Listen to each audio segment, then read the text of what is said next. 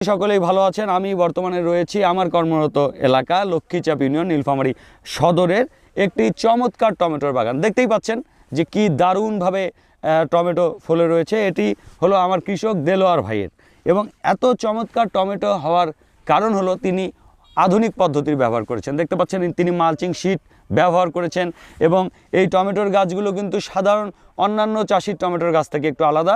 আমরা দেখতে পাচ্ছি যে নিচের দিকে পাতা নেই, নিচের দিক থেকে শুধু টমেটোই দেখা যাচ্ছে।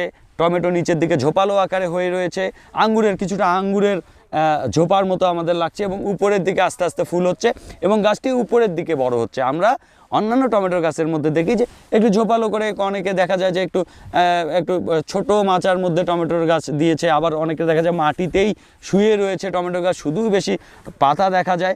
কিন্তু কোন পদ্ধতি ব্যবহার করলে এত চমৎকার টমেটো হবে সেটি আজকে আমাদের